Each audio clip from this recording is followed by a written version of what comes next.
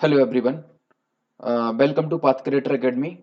ये हमारी सीरीज का पार्ट नंबर 8 है। इससे पहले हम पार्ट 7 डिस्कस कर चुके हैं। अगर आपने वो पार्ट 7 नहीं देखे हैं तो डिस्क्रिप्शन में मैंने लिंक दे के रखी है सातों पार्ट की, आप जाके देख सकते हैं। ये टोटल 27 पार्ट आएंगे, जिसमें से ये 27 पार्ट में से ये पार्ट नंबर 8 है। ठीक है, ये purely P by Q based question है।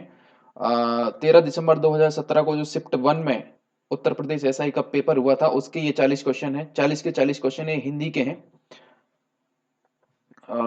ये जो रिटर्न एग्जाम होता है यूपीएसआई का, उसके बारे में पूरा स्कीम है, किस तरीके से पेपर होता है। 4 सब्जेक्ट होते हैं, चारों सब्जेक्ट से 40-40 क्वेश्चन आते हैं। प्रत्येक क्वेश्चन 2.5 मार्क्स का रहता है। इस प्रकार से प्रत्येक सब्जेक्ट में 100 मार्क्स के क्वेश्चन आते हैं। तो ये टोटल 400 मार्क्स का पेपर रहता है। ठीक है। अच्छा, इससे पहले हिंदी के ये हमारा पार्ट नंबर 8 है। संविधान के भी हमने लगभग 6 पार्ट पी वाई क्यू के डिस्कस कर चुके हैं। और जो रीजनिंग है इसका भी एक पार्ट आ चुका है। और सॉरी, ये तो मैथ है। मैथ का भी कोई भी पार्ट नहीं आया है, रीजनिंग का एक पार्ट आ चुका है। और इनके भी लगातार धीमे धीमे अब रीजनिंग और मैथ पे फोकस कर रहे हैं हम। इनके भी धीमे धीमे सारे पार्ट आएंगे और इसके भी पार्ट आगे बढ़ते जाएंगे। ठीक है।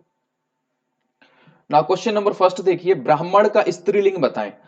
तो ब्राह्मण का स्त्रीलिंग बताना है। ब्राह्मण क्या है? पुरुष,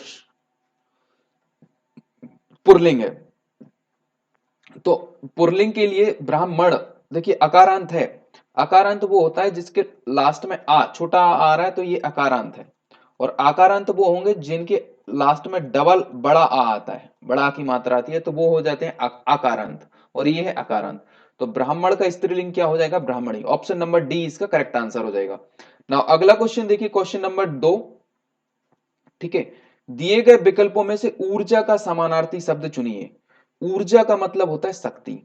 ठीक है, ऊर्जा के और भी समानार्थी शब्द हैं, जैसे कि ओज हो गया, स्फूर्ति हो गया, शक्ति हो गया। तो ये सारे के सारे ऊर्जा के समानार्थी हैं। यहाँ पे ऊर्जा ही का ही समानार्थी पूछा है। ऑप्शन नंबर ए इसका करेक्ट आंसर हो जाएगा। नाउ नेक्स्ट क्वेश्चन देखिए, निम्न वाक्यों में से एक वाक्य व्याकरण की दृष्टि से शुद्ध है, पहचानना है। तो इनमें कोई ट्रिक काम नहीं करेगी, कोई आपका आपको पढ़ के अपना लॉजिक लगाना होगी, वैसे ही इसका आंसर मिल जाएगा। ठीक है, उसने धीमे स्वर में बताया। हमें क्या बताना है? व्याकरण की दृष्टि से शुद्ध वाक्य पहचानना है। उसने धीमी स्वर में बताया, तो ये तो पूरा गलत ही है। युद्ध के कारण लोग बर्बाद हो गए, उसने कुछ देर से उत्तर दी। देखो ना, इसमें भी गलती है। राम और सीता वन को गई, ये भी गलत। युद्ध के कारण लोग बर्बाद हो गए, ऑप्शन नंबर बी एकदम करेक्ट है। पढ़ने ही से लग रहा है ऑप्शन नंबर बी एकदम करेक्ट है, बाकी 3 गलत है। क्वेश्चन नंबर 3 का बी आंसर है राइट। ठीक है। नाउ नेक्स्ट क्वेश्चन देखिए, कमल का स्त्रीलिंग बताएं। तो कमल का स्त्रीलिंग बताना है। कमल क्या है? पुरलिंग। अब पुरलिंग है तो पीछे क्या आया? आ। तो ये अकारांत वर्ड है। क्या है? अकारांत वर्ड है। इसका स्त्रीलिंग बताना है। जब भी हम स्त्रीलिंग बताते हैं, तो उसमें क्या होगा कि कमल का देखिए स्त्रीलिंग बनाते समय तो हम बड़ा ई की मात्रा, कमल का क्या हो जाएगा? कमल क्या है? कमल का क्या हो जाएगा? कमल, कमलनी हो जाएगा। तो कमलनी कैसे होगा? कमलिनी। और ना में बड़ी की मात्रा रहेगी, मतलब कैसे बताऊं, ई मतलब ईकारांत में चेंज होता है। ईकारांत, ईकारांत मतलब ई की बड़ी की मात्रा आएगी लास्ट में। तो कमल नहीं, ऑप्शन नंबर बी एकदम करेक्ट आंसर हो जाएगा। ठीक है। नाउ नेक्स्ट क्वेश्चन देखिए, सन 2014 के साहित्य अकादमी पुरस्कार। देखिए साहित्य अकादमी पुरस्कार, पहली चीज समझिए साहित्य अकादमी पुरस्कार के बारे में। 1954 में इनकी स्थापना होती है, साहित्य अकादमी पुरस्कार की। 1955 में ये पहली बार हिमतरंगिनी के लिए माखनलाल चतुर्वेदी जी को मिलते हैं। ठीक है। और 1955 में, अभी 2020 की बात करी जाए तो 2020 में अनामिका जी को मिला है, जिनकी रचना है टोकरी में दिक्कत थोड़ी गाथा। टोकरी में दिक्कत थोड़ी गाथा। और 2019 में ये मिला था नंद किशोर आचार्य जी को मिला था। उनकी रचना थी छिलते हुए अपने को, छिलते हुए अपनों को। ठीक है। 2018 के अंदर इनकी बात करें तो 2018 में चित्रा मुग्दल को मिला था। उनकी रचना थी पोस्ट बॉक्स नंबर 203 नाला सुपरा, चित्रा मुग्दल को। ठीक है। उनकी रचना क्या थी? पोस्ट बॉक्स नंबर 203 नाला सोपरा। और 2017 की बात करें, 2017 में ये मिला था रमेश कुंतल मेघ, उनका पूरा नाम है रमेश कुंतल मेघ, ठीक है, विश्व मिथक सरित सागर, उनकी रचना थी विश्व मिथक सरित सागर। और 2016 की बात करें तो ये मिला था नासिरा शर्मा को, और उनकी रचना थी पारिजात, ठीक है। और 2015 की बात करें तो 2015 में मिला था ये रामदरस मिश्र, किसको? रामदरस मिश्र को, और उनकी रचना थी आग की हंसी, ठीक है। और 2014 की बात करें ना, तो 2014 में रमेश चंद्र साहा को मिला था, उनकी रचना थी विनायक। क्या रचना थी? विनायक। तो इस तरीके से इस सीक्वेंस में याद करिए, आपको आसानी से याद हो जाएगा। और साहित्य अकादमी पुरस्कार के अंदर आपको 1 लाख रुपए की राशि मिलती है, 1 से 1.5 लाख रुपए की राशि मिलती है। और ये साहित्य अकादमी पुरस्कार जो है 24 भाषाओं में दिए जाते हैं, ठीक है। 22 तो हमारे संविधान में भाषा है, 2 प्लस और भाषाएं रहती हैं जो कि हिंदी और सॉरी इंग्लिश और राजस्थानी, इंग्लिश और राजस्थानी 2 भाषाएं और जोड़ देते हैं। इस तरीके से 24 भाषाओं में ये पुरस्कार दिए जाते हैं, ठीक है। अभी इन्होंने क्या पूछा? रमेश चंद्र साहा के उपन्यास का नाम बताना है। तो रमेश चंद्र साहा का जो उपन्यास है वो 2014 में आया था, तो उनका उपन्यास कौन है? विनायक, ठीक है। और आग की हंसी ये रामदरस मिश्र का हो जाएगा। 2015 में जो रामदरस मिश्र है ये इनकी आग की हंसी है। और रहनु का रघु, देखिए मिलजुल मन, जो मिलजुल मन है, ये मिलजुल मन 2013 में जो मृदुला गर्ग को मिला था, मिलजुल मन मृदुला गर्ग को, किसको? मृदुला गर्ग को। और इसकी बात की जाए रहनु का रघु, तो रहनु का रघु 2011 में ये मिला था काशीनाथ सिंह को, ये काशीनाथ सिंह को मिला, ये मृदुला गर्ग जी को मिला था। और आग की हंसी, आग की हंसी रमेश चंद्र शाह, नहीं, रमेश चंद्र शाह को विनायक मिला है, रमेश चंद्र शाह को विनायक। और आग की हंसी ये जो मिला है, ये मिला है रामदरस मिश्र, ठीक है, रामदरस मिश्र, ठीक है। ऑप्शन नंबर सी एकदम करेक्ट आंसर हो जाएगा, ठीक है। नाउ नेक्स्ट क्वेश्चन देखिए, क्वेश्चन नंबर 6, अधकल गगरी छलकत जाए खालिस्तान उक्त मुहावरे के लिए वाक्य बताना है। तो इस मुहावरे के लिए सबसे उपयुक्त वाक्य कौन सा रहेगा? आधे जल से भरी गगरी, भरी हुई कम गुण वाला व्यक्ति दिखावा बहुत करता है। ऑप्शन नंबर ए एकदम करेक्ट आंसर हो जाएगा इसका। नाउ नेक्स्ट क्वेश्चन देखिए, भारत रत्न विभूषित कवि कौन से हैं? तो भारत रत्न तो अभी इन तीनों कवियों में से किसी को भी भारत रत्न नहीं मिला। ऑप्शन नंबर डी एकदम करेक्ट आंसर हो जाएगा इस क्वेश्चन का, ठीक है। नाउ नेक्स्ट क्वेश्चन देखिए, क्वेश्चन नंबर 7 का डी करेक्ट है, ठीक है। क्वेश्चन नंबर 8 देखिए, हनुमान की पूंछ में लग ना पाई आग, लंका सारी जल गई, गए निशाचर भाग। इस उक्ति में कौन सा अलंकार है? तो देखिए, जो वक्रोति होता है, तो वक्रोति दो टाइप का होता है, श्लेष वक्रोति, काकु वक्रोति, ये दो दे के रखे। इस तरीके से जब क्वेश्चन आए हनुमान की पूंछ में लग ना पाई आग, लोक मर्यादा से जब भी ऊंची बात करी जाए, जो असंभव वाली बात हो, तो वहां पे अतिशयोक्ति अलंकार होता है। अन्योक्ति अलंकार वहां पर होता है जहां किसी दूसरे को माध्यम बनाकर बात कही जाती है, ठीक है। जैसे माली आबत देखकर कलियां करें पुकार, फूल फूल चुन लीलियो काल हमारी बार, ठीक है।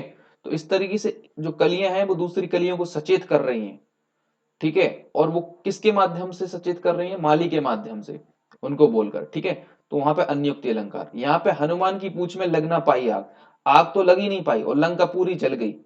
हनुमान की पूंछ में आग नहीं लग पाई और लंका जल गई और पूरे निशाचर भी भग गए। तो इस तरीके से यहाँ पे लोक मर्यादा का उल्लंघन हो रहा है, तो यहाँ पे अतिशयोक्ति अलंकार हो जाएगा, ठीक है।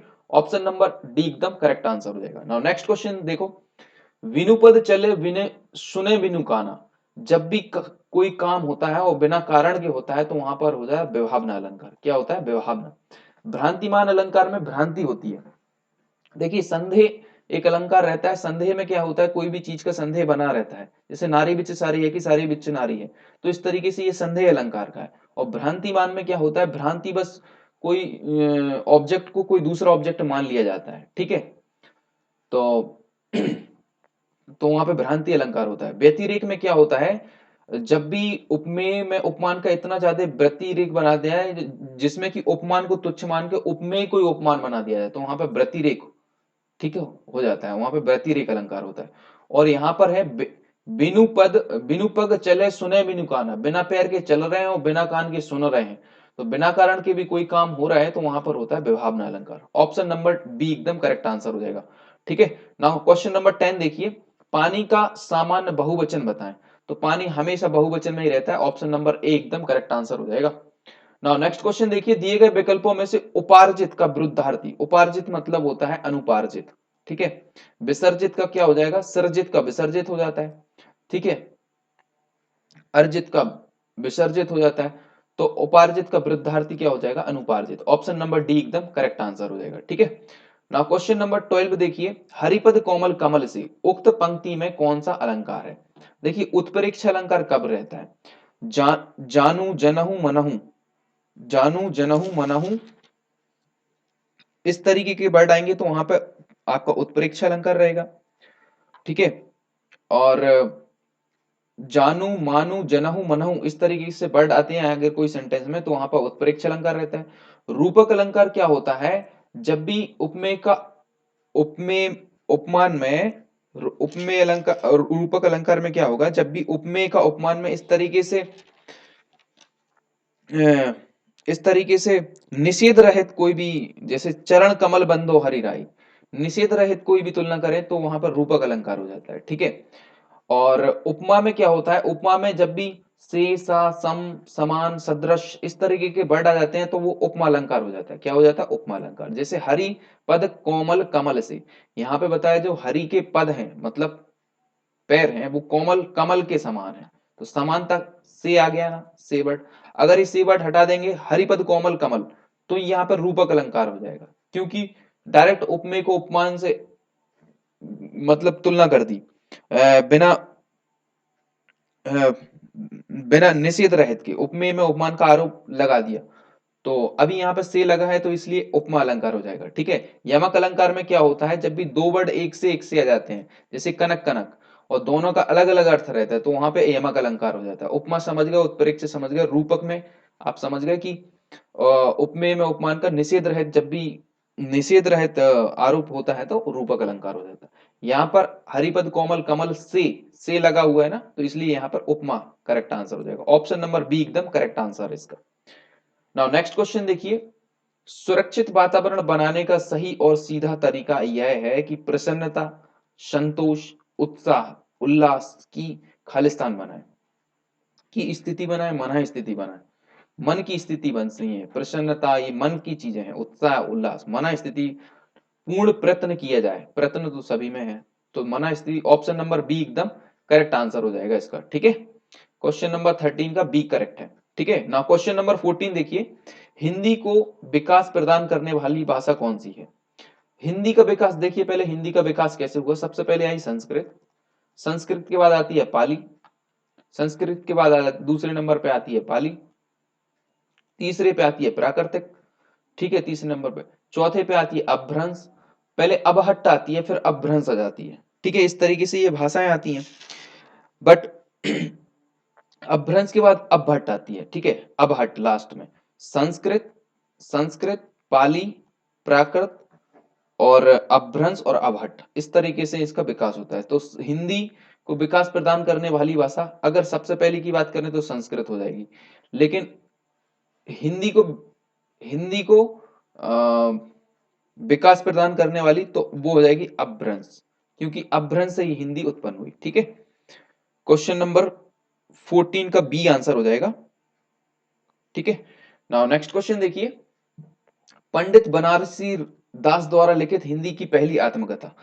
तो बनारसी दास देखिए, हिंदी की सबसे पहली आत्मकथा जो लिखी थी अर्ध कथा, ये ऑप्शन नंबर डी एकदम करेक्ट आंसर हो जाएगा। ये पहली आत्मकथा थी जो बनारसी, इनका नाम था बनारसी दास जैन, इनका पूरा नाम है बनारसी दास जैन। उनने पहली हिंदी की आत्मकथा खुद के बारे में लिखी बनारसी दास जैन ने, जिसका नाम था अर्धकथा। अब कुछ यही नहीं, इसके बाद भी देख लीजिए, जैसे हिंदी के प्रथम कवि जो रहे ना वो सरहापाद, शरहापाद उनका नाम है, जो 9वीं शताब्दी के पहले कवि थे, 9वीं शताब्दी के पहले कवि थे सरहापाद। और हिंदी की प्रथम रचना है वो है श्रावकाचार, जो देवसेन ने लिखी है, श्रावकाचार कौन सी है, श्रावकाचार जो देवसेन ने लिखी है, ठीक है। और हिंदी की पहली अगर मौलिक नाटक की बात करें तो वो है नहुष, नहुष, पहला मौलिक नाटक है नहुष, और जो लिखा है गोपाल चंद्र ने। किसने लिखा है? गोपाल चंद्र ने। और हिंदी का प्रथम उपन्यास की बात करें, वो बहुत ज्यादा इंपॉर्टेंट है, उसका नाम है परीक्षा गुरु, और श्रीनिवास दास जी ने लिखा है। क्या नाम है उसका? उपन्यास परीक्षा गुरु। ठीक है, परीक्षा गुरु, परीक्षा गुरु। ठीक है। और अगर पहली कहानी की बात करें तो मौलिक कहानी लिखी है इंदुमती, जो कि किशोरीदास गोस्वामी ने लिखी है। किसने लिखी है? इंदुमती। तो इंदुमती कहानी हो गई जो किशोरीदास वाजपेयी जी ने लिखी है। परीक्षा गुरु उपन्यास हो गया जो कि श्रीनिवास दास ने लिखा है। और एक आत्मकथा हो गई अर्ध कथानायक, जो कि बनारसी दास जैन द्वारा लिखी गई है। और एक और चीज लिखी है रिपोताज। पहला रिपोताज जो है उसका नाम है लक्ष्मीपुरा। क्या नाम है? लक्ष्मीपुरा। और ये लिखा है शिवदान सिंह चौहान ने। किसने लिखा है? शिवदान सिंह चौहान ने। ये शिवदान सिंह चौहान ने, ये इंदुमती किशोरीदास वाजपेयी जी ने, परीक्षा गुरु श्रीनिवास दास जी ने, और नहुष जो है ना गोपाल चंद्र ने लिखा। और श्रावण श्रावकाचार ये देवसेन ने लिखा है। ये श्रावकाचार क्या है? प्रथम रचना है। ठीक है। और सरपधा सरहपाद, सरहपाद जो है ना प्रथम कवि है 9वीं सदी। ठीक है। इस तरीके से ये क्वेश्चन नंबर 15 का करेक्ट आंसर हो जाएगा डी। ठीक है। नाउ क्वेश्चन नंबर 16 देखिए। नहीं पराग नहीं मधुर मधु, नहीं विकास यही काल, अली कली ही सी बांधो आगे कौन हवाल। तो वक्रोक्ति अलंकार, वक्रोक्ति अलंकार कहां पर होता है? जहां पर कहा कहा कुछ और जाता है, सुन कुछ और लिया जाता है, वहां पर होता है वक्रोक्ति अलंकार। अतिशयोक्ति हम ऑलरेडी डिस्कस कर चुके हैं। जब भी लोक मर्यादा से ऊपर कोई बात की जाती है तो वहां पर अतिशयोक्ति होती है। विरोधाभास, जब हम विरोध का आभास हो लेकिन विरोध वहां पे हो नहीं एक्चुअली में। जैसे कि अगर विरोधाभास में एक एग्जाम्पल की बात करें, जैसे पापी मनुष्य भी आज मुख से राम नाम निकालते हैं, तो यहाँ पे विरोध का आभास जैसा लग रहा है कि पापी मनुष्य, बट पूरी बात यदि सुने तो वो क्या कह रहा है? पापी मनुष्य भी आजकल मुंह से राम नाम निकालते हैं, तो वहां पे विरोधाभास होता है। ये अन्योक्ति क्या होता है? किसी दूसरे के माध्यम से, किसी दूसरे के माध्यम से मुख्य व्यक्ति को कोई बात की जाती है तो वहां पर होता है अन्योक्ति अलंकार। ठीक है। नहीं पराग नहीं मधुर मधु, नहीं विकास यही काल। तो ये इसमें क्या हो रहा है? अली कली क्यों बांधे आगे कौन हमाल।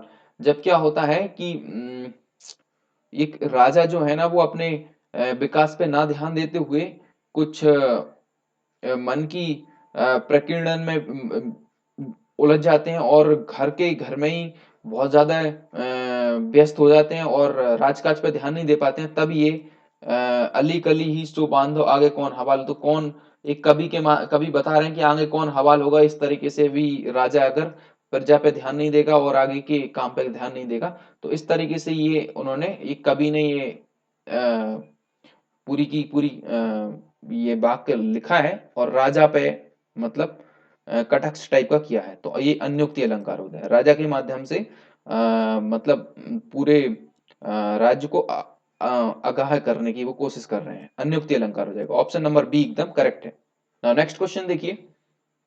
चुनाव क्षेत्रों का पुनः खालिस्तान किया जाना चाहिए। पुनः चुनाव क्षेत्रों में क्या होता है? परिसीमन, परिसीमन किया जाना चाहिए दिए गए विकल्पों में। परिलक्षण, परिगण। तो ऑप्शन नंबर ए एकदम करेक्ट आंसर हो जाएगा। ठीक है। नाउ क्वेश्चन नंबर 18 देखिए। दिए गए विकल्पों में से ऐषणा का समानार्थी शब्द है। ऐषणा मतलब क्या होता है? ऐषणा मतलब होता है अभिलाषा। क्या होता है? अभिलाषा। अभिलाषा, कामना, ईहा या इप्सा। ईहा या इप्सा एक ही बात है। ईहा या इप्सा, इप्सा और या चाह। इप्सा, ईहा या चाह। ठीक है। चाह या आकांक्षा, चाह, आकांक्षा, ऐषणा, अभिलाषा, ये सारे एक ही चीज के पर्यायवाची शब्द हैं। ठीक है। ऑप्शन नंबर ए एकदम करेक्ट आंसर हो जाएगा। नाउ नेक्स्ट क्वेश्चन देखिए। दिल्ली की खालिस्तान एशिया में खालिस्तान स्थान, एशिया में खालिस्तान स्थान रखती है। दिल्ली की क्या? कुतुब मीनार। दिल्ली की कुतुब मीनार एशिया में विशेष स्थान रखती है। ठीक है। दिल्ली की धोखाधड़ी, ये तो गलत ही हो जाएगा। गालियां, ठीक है, ये तो सब ऑप्शन गलत है। ऑप्शन नंबर सी एकदम करेक्ट आंसर है। ना क्वेश्चन नंबर 19 का सी आंसर है। ना क्वेश्चन नंबर 20 देखिए। अनुच्छेद के निम्नलिखित वाक्यों को सही क्रम में लगाएं। ये अनुच्छेद लिखे हैं, इन वाक्यों को सही क्रम में लगाना है। क्रम में लगा के बताना है कि कौन सा सही क्रम है। इसका सबूत जिले के, तो ए वाला तो बिल्कुल गलत नहीं है, ए से तो शुरू हो ही नहीं रहा, डी से शुरू देख लेते हैं पहले। डी से शुरू हो रहा है, दमोह का इतिहास बहुत प्राचीन है, इसका सबूत डी के बाद ए के बी, डी के बाद ए या बी, डी से शुरू होता है, इसका सबूत दमोह का इतिहास बहुत प्राचीन है, ठीक है, डी से शुरू हो जाता है। फिर सी वाला पढ़ते हैं, 5वीं शताब्दी में यह है, या बी वाला पढ़ते हैं,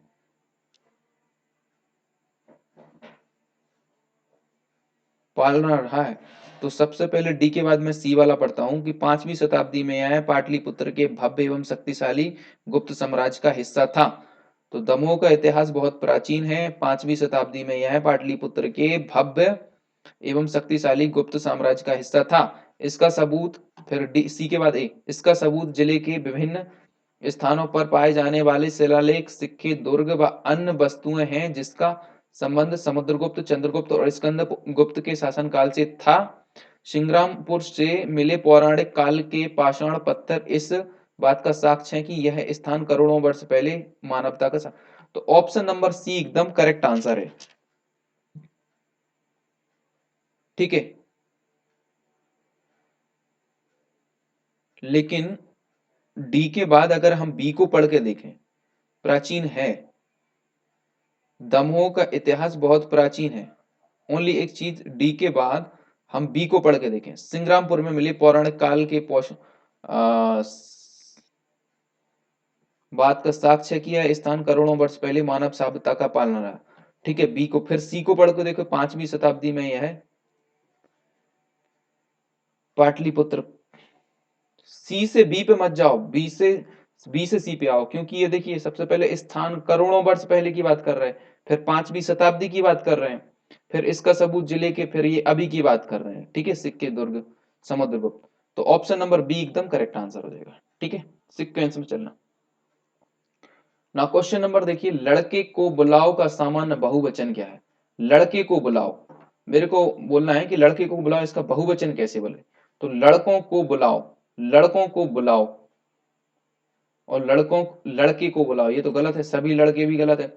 अब ये और ये बचा है, लेकिन दोनों एक से लिखे हैं, लड़कों को बुलाओ, लेकिन यहाँ पे देखिए बिंदी रखी है, यहाँ पे बिंदी नहीं रखी है, तो आप बिना बिंदी वाला लगाएं, बुलाओ में बिंदी नहीं आएगी।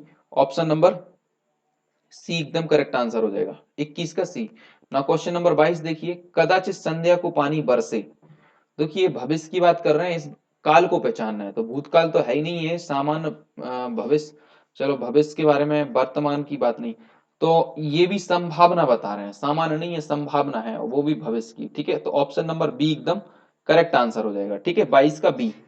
नाउ नेक्स्ट क्वेश्चन देखिए, देखिए इस क्वेश्चन में क्या है, एक गद्यांश दिया रहता है, इस गद्यांश को अपना एक गद्यांश आता है, उस पर बेस्ड 2 या 3 क्वेश्चन आते हैं, लगभग मिनिमम 2 तो रहते हैं, 3 क्वेश्चन रहते हैं, तो उस गद्यांश को ध्यान से पढ़ना होती है, और फिर बाकी के 3 क्वेश्चनों का आंसर देना पड़ती है। नाउ क्वेश्चन नंबर 23 जो ऐसे सॉल्व होगा, पहले गद्यांश को पूरा पढ़ना पड़ेगी, ठीक है। तो गद्यांश को ध्यान से पढ़ते हैं। भारतीय धर्म ग्रंथ में अनेक तथ्यों का वर्णन मिलता है, जो धर्म ग्रंथ है उसमें अनेक तथ्यों का वर्णन मिलता है। किसी भी पुराण में अवतारवाद को प्रधान अंग माना गया है, प्रायः सभी पुराणों में अवतार का प्रसंग आता है, कहीं 10 अवतारों की धारणा की पुष्टि हुई, तो कहीं 24 अवतारों की। जैन और बौद्ध धर्म को अपने अपने में आत्मसात करने के उद्देश्य से जैन धर्म के आदि प्रवर्तक ऋषभदेव 24 अवतारों में हुए, और बुद्ध देव के 90 अवतार में। सबसे आश्चर्य और कौतूहल की बात है कि संसार के ये 2 ही धर्म हैं जो ईश्वर की सत्ता में विश्वास नहीं करते। भारतीय परिपाटी के अनुसार आस्तिक और नास्तिक का भेद ईश्वर को मानने या ना मानने पर निर्भर नहीं रहा, बल्कि वेद के मनाने या ना मानने पर रहा। इसी कारण सांख्य और मीमांस की गणना नास्तिक दर्शन में होती चली गई आई है, किंतु जैन और बौद्ध धर्म तो ईश्वर की सत्ता में विश्वास नहीं करते, फिर भी इनके प्रवर्तकों को अवतारों की कोटि में स्थान देना हिंदू धर्म की उदारता तथा सहिष्णुता का द्योतक है। आज भी हिंदू के कट्टर नेताओं के हृदय और वाणी में संसार के अन्य धर्मों के प्रवर्तनों के प्रति अत्यधिक सम्मान और सादर पाया जाता है। आधुनिक युग में भी अवतारवाद का ही महत्व है, क्योंकि मानव प्राणी में आज भी अवतारवाद पर ही विश्वास है। वैसे हिंदू धर्म के अवतारवाद को ही श्रेष्ठ मानते हैं। हर हिंदू समाज में अवतारवाद के ही ऊपर बल देते हैं, क्योंकि उन्हीं में विश्वास है। तो ये पूरा पढ़ने के बाद अब क्वेश्चन देखिए, नास्तिक का अर्थ है, नास्तिक का अर्थ वो होता है जो भगवान को नहीं मानता है। ऑप्शन नंबर डी एकदम करेक्ट आंसर हो जाएगा ना। इसी पे बेस्ड अगला क्वेश्चन देखिए, शांख और मीमांस की गणना किसमें होती है? नास्तिक दर्शन में, ईश्वर दर्शन में, आस्तिक दर्शन में। तो सांख्य और मीमांस की गणना, इसी कारण सांख्य और तथा मीमांस की गणना नास्तिक दर्शन में होती है। कहां पर होती है? नास्तिक दर्शन में। तो नास्तिक दर्शन ऑप्शन नंबर सी में दिया है, ठीक है।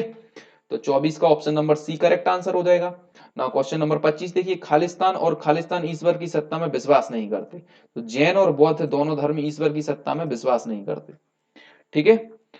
ओम क्वेश्चन नंबर 26 देखिए, आधुनिक भारतीय आर्य भाषा का काल। देखिए आधुनिक आर्य भाषा का काल है, अगर इसमें पूरे भारतीय आर्य भाषा की बात करें तो भारतीय आर्य भाषा जो है ना, तीन कालों में बटी है। भारतीय आर्य भाषा तीन कालों में बटी है। पहला है प्राचीन भारतीय, प्राचीन भारतीय आर्य भाषा। पहला कौन सा है? प्राचीन भारतीय आर्य भाषा। दूसरा है मध्य मध्य भारतीय आर्य भाषा, ठीक है। और तीसरा है आधुनिक भारतीय आर्य भाषा। तो इन्होंने आधुनिक आर्य भाषा का काल पूछा है। अगर प्राचीन की बात करें तो प्राचीन का हो जाता है 1500 ईसा पूर्व से 500 ईसा पूर्व तक, प्राचीन भारतीय आर्य भाषा काल, ठीक है। और प्राचीन आर्य भाषा काल में संस्कृत आई थी, और संस्कृत में भी वैदिक संस्कृत और लौकिक संस्कृत आई थी, ठीक है। और मध्य भारतीय आर्य भाषा काल जो है वो 500 ईसा पूर्व से 500 ईसा पूर्व से 1000 ईस्वी तक रहता है, ठीक है। और इसमें कौन कौन सी भाषाएं? इसमें तीन भाषाएं आई। एक तो कौन सी? पाली, पाली प्राकृत और पाली प्राकृत और जो अपभ्रंश, ये तीन भाषाएं यहां पर रही थी, ठीक है। और जो आधुनिक भारतीय आर्य भाषा काल है वो 1000 ईस्वी से शुरू होता है। कहां पर होता है? 1000 ईस्वी से। 1000 ईस्वी से अब तक जो है ना, ऑप्शन नंबर सी एकदम करेक्ट आंसर हो जाएगा। 1000 ईस्वी से अब तक, इसमें डिफरेंट डिफरेंट टाइप की हिंदी, बंगाली, नेपाली, ये अलग अलग प्रकार की भाषाएं हैं। तो आधुनिक भारतीय आर्य भाषा का काल है 1000 ईस्वी से अब तक, ठीक है। ऑप्शन नंबर सी एकदम करेक्ट आंसर हो जाएगा, ठीक है। प्राचीन भारतीय आर्य भाषा काल, मध्य भारतीय आर्य भाषा काल और आधुनिक भारतीय आर्य भाषा काल।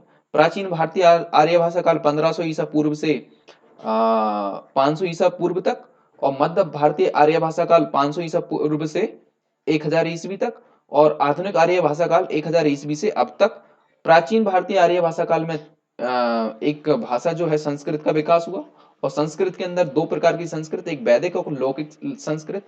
मध्य आर्य भाषा काल के अंतर्गत तीन भाषाओं का विकास हुआ। पहली भाषा है पाली, प्राकृत और अपभ्रंश, ठीक है। और तीसरी जो है आधुनिक आर्य भाषा काल, इसमें डिफरेंट डिफरेंट भाषाएं जैसे हिंदी, नेपाली, मराठी, इस तरीके की जो भाषाएं हैं। तो आधुनिक आर्य भाषा काल के अंतर्गत इनका विकास हुआ, जो कि 1000 ईस्वी से अब तक की है, ठीक है ना। क्वेश्चन नंबर 27 देखा, छोटा खालिस्तान बड़ी बात, छोटा मुंह बड़ी बात। ऑप्शन नंबर ए एकदम करेक्ट आंसर हो जाएगा, ठीक है। दिए गए विकल्पों में से कृपण का वृद्धार्थी। देखिए कृपण का वृद्धार्थी पूछा है। देखिए कृपण मतलब तो होता है कंजूस, ठीक है। तो जो कंजूस, तो वो तो उदार रहेगा आदमी, जो ज्यादा लिबरल रहता है। कृपण मतलब होता है कंजूस। कंजूस कोई तो, कंजूस या तंग दिल, ये तो तुम्हारे समानार्थी हो जाएंगे। हमने पूछा है वृद्धार्थी, तो वो हो जाएगा उदार, मतलब बहुत ज्यादा लिबरल हो, बहुत अच्छे से बिहेव करता हो, हर चीज में खुशदिल रहता हो, ठीक है। तो उदार उसे बोलते हैं। क्वेश्चन नंबर 28 का बी करेक्ट आंसर हो जाएगा। क्वेश्चन नंबर 29 देखिए, निम्न वाक्य में किस भाग में त्रुटि है? इसके लिए एक प्रमाणिक कथा प्रचलित है। इसके लिए एक तो फालतू जोड़ा है ना, एक इधर से हटा देंगे आप। इसके लिए प्रमाणिक कथा प्रचलित है, प्रमाणिक कथा प्रचलित है। ऑप्शन नंबर सी में क्या हो जाएगा? त्रुटि हो जाएगी, ठीक है। जो एक्स से वर्ड लगे रहते हैं वो कभी कभी गलत काम करते हैं। एक प्रमाणिक कथा प्रचलित, इसके लिए एक कथा प्रचलित है, एक प्रमाणिक कथा प्रचलित है ना। तो ये एक्स से वर्ड लगे हैं यहाँ पे। क्वेश्चन नंबर 30 देखिए, निम्न वाक्यों में से एक व्याकरण की दृष्टि से शुद्ध है, पहचानिए। वह स्वयं आएगा, वाक और वाक्य के भेदों पर प्रकाश डालिए। दूध में कौन पड़ गया, हमें शुद्ध बताना, दृष्टि से शुद्ध वाक्य को पहचानना है। तो देखिए ये भी गलत है। बा सुंदर शोभा धारण, ये भी गलत है। ठीक है, तो वाक्य और वाक्य के भेदों पर प्रकाश डालिए, तो ये वाक्य एकदम गलत है। वाक्य और वाक्य तथा वाक्य और नहीं होता। ठीक है, वह स्वयं आएगा, ये एकदम करेक्ट आंसर है। ठीक है, नाउ नेक्स्ट क्वेश्चन देखिए, कुछ बच्चे इधर आओ, वाक्य में विशेषण पहचानिए। तो देखिए विशेषण जो रहते हैं मुख्यतः विशेषण मुख्यतः रहते हैं चार टाइप के रहते हैं। विशेषण कौन कौन से, चार टाइप के रहते हैं। सबसे पहले कौन सा है विशेषण का प्रकार है, जैसे विशेषण में आता है सार्वनामिक विशेषण। ठीक है, पहला है सार्वनामिक विशेषण, दूसरा जो है गुणवाचक विशेषण, तीसरा संख्यावाचक, और चौथा रहता है अपना परिमाणवाचक विशेषण। ठीक है, ये चार विशेषण रहते हैं। अभी कुछ बच्चे क्या है, एक संख्यावाचक है कि नहीं। ठीक है, संख्यावाचक विशेषण है, संख्यावाचक। ठीक है, परिमाणवाचक में किस प्रकार के आते हैं, परिमाण में जैसे 5 किलो शक्कर लाइए, 10 मीटर कपड़ा लेकर आइए, 8 केजी घी ले आइए। तो इस तरीके से जो वर्ड आते हैं, सेंटेंस आएंगे, वो परिमाणवाचक में। संख्यावाचक में वो आते हैं जिन्हें हम काउंट कर सकते हैं, काउंटेबल, कुछ बच्चे। ठीक है, तो वो संख्यावाचक आ जाएगा। ठीक है, और गुणवाचक में क्या होता है, गुणवाचक में गुण की विशेषता बता रहे हैं, जैसे लाल, पीला, काला, नीला, हरा, इस तरीके से गुण की विशेषता बताते हैं, तो वो गुणवाचक में जाता है। ठीक है, तो गुणवाचक सार्वनामिक में क्या होता है कि यह, वह, ये, वे, इस तरीके के वर्ड जब आएंगे सेंटेंस में, तो वो सार्वनामिक विशेषण हो जाएगा। तो ये सार्वनामिक विशेषण, गुणवाचक विशेषण, और संख्यावाचक विशेषण, और परिमाणवाचक विशेषण। तो विशेषण होते हैं चार प्रकार के। कितने होते हैं, चार प्रकार के। ठीक है, और यहां पर कुछ बच्चे इधर आओ, इसमें संख्यावाचक विशेषण, ऑप्शन नंबर डी एकदम करेक्ट आंसर हो जाएगा। ठीक है, नाउ अब नेक्स्ट क्वेश्चन देखिए, क्वेश्चन नंबर 32। क्रोध खालिस्तान का ही खालिस्तान रूप है, दिए गए विकल्पों में से सही का चयन करें। क्रोध आत्मीयता का ही एक अन्य रूप है, आत्मीयता का कहां पर है, नाराजगी, नाराजगी बी ऑप्शन, नाराजगी का सहज रूप है। देखिए सहज रूप तो नहीं होता क्रोध, सात्विक उत्तम, सात्विकता का ही एक उत्तम रूप है, ये भी गलत है। तामसिकता का एक घिनौना रूप है, ऑप्शन नंबर डी। देखिए क्रोध जब, तामसिक क्या होता है, जब भी कोई भी चीजें जैसे मांस और जो दूसरे पशु पक्षियों को मार के जो खाना खाया जाता है, वो तामसिक भोजन में आता है। तो उसी में क्या होता है, उसी का ही एक घिनौना रूप रहता है क्रोध। जो तामसिक भोजन खाता है उसे क्रोध ज्यादा आता है। ऑप्शन नंबर 32 का डी आंसर हो जाएगा। ठीक है, नाउ नेक्स्ट क्वेश्चन देखिए, निम्न वाक्य के किस भाग में त्रुटि है, हम कब तक सहते रहेंगे और अपमान।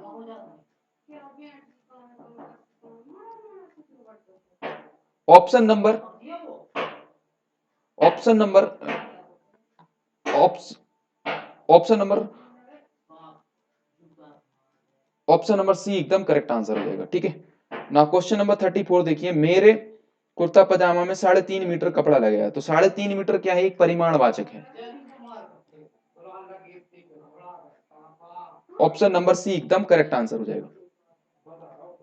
नदी का जल ठंडा है का सामान्य बहुवचन बताएं। बहुवचन बताना है कि ऑप्शन नंबर 35, जो क्वेश्चन नंबर 35 का, नदी का जल ठंडा है का सामान्य बहुवचन बताएं। बहुवचन बताना है। बहुवचन देखिए, नदियों का जल ठंडा है और नदियों का जल ठंडा है, दोनों ऑप्शन एकदम करेक्ट हैं। बट ये सभी नदियां, ये दोनों गलत हैं। तो अब ए और डी में से कोई सा भी लगा दो, दोनों ठीक है। लेकिन नदियों सेम सेम, अगर यहाँ पे कोई मिस्टेक नहीं है टाइपिंग में, यहाँ पर तो टाइपिंग में मिस्टेक है, कुछ ना कुछ गड़बड़ है। ए और डी दोनों सेम है, अगर एक भी चीज का भी कोई गलती रहेगी, option number D correct answer हो जाएगा। चोटी चोटी का पसीना एड़ी तक आना, मतलब कड़ा परिश्रम करना। ठीक है, ऑप्शन नंबर डी एकदम करेक्ट आंसर हो जाएगा। ताजमहल खालिस्तान स्थापत्य कला का एक अद्भुत नमूना है, स्थापत्य कला हो जाएगा। ठीक है, ऑप्शन नंबर डी एकदम करेक्ट है। घी खिचड़ी होना मतलब खूब घुलना मिलना, ऑप्शन नंबर ए एकदम करेक्ट आंसर हो जाता है। ठीक है, ना क्वेश्चन देखिए, रेशमी टाई, रेशमी टाई किसकी है, राम कुमार वर्मा की है।